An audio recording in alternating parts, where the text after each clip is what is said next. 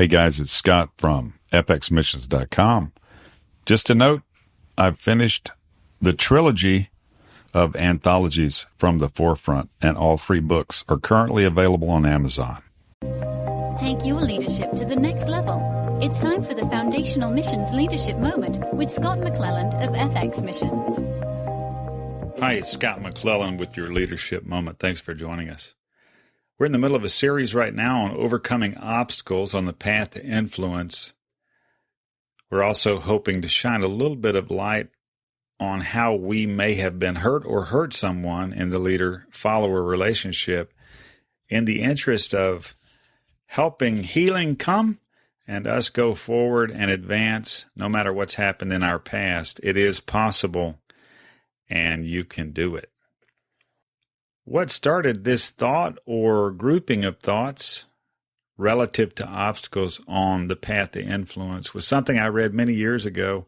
Someone said that there are few, I'm thinking that's talking about as a percentage of those people who are called to leadership who successfully navigate the obstacles to realize their calling in full. And I believe this is true after some years of experience and contemplation around the subject.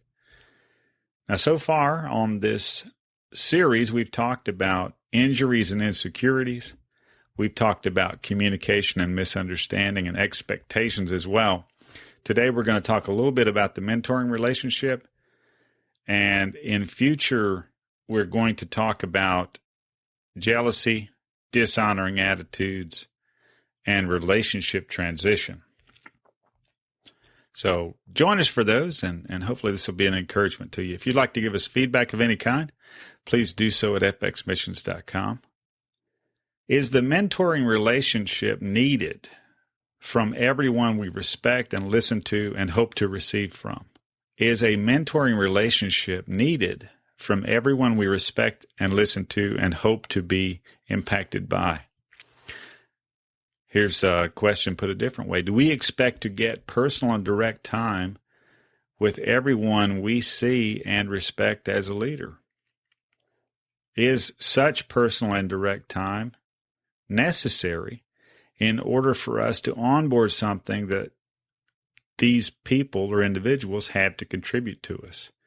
Many years ago, I was listening to a tape, I believe it was, from John Maxwell, on the subject of developing the leader within you.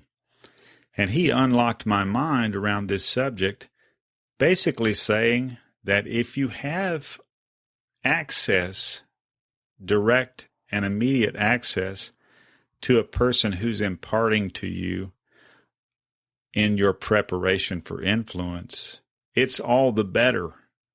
It's like a over-the-top win, but it's not necessary. Now, he may not have said those words exactly like that, but the things that he said made me realize that some of the people that God intended to impart to me in my preparation and on my road toward influence, I would never have direct and immediate access to, and they may never know my name.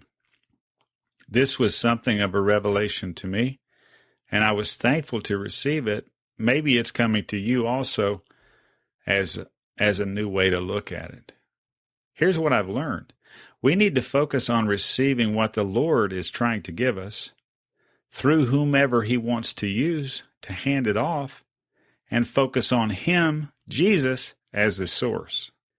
Jesus said, "Come to me and I will teach you." This needs to be our central belief on the subject of mentorship.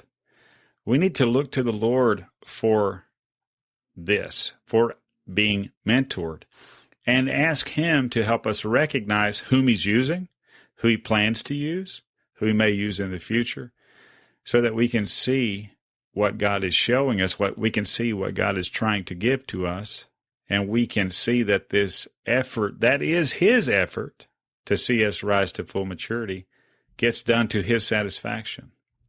After all, it is Jesus' responsibility, and one that he will make good on if we will heed his advice, act on his encouragement. Come unto me, and I will teach you.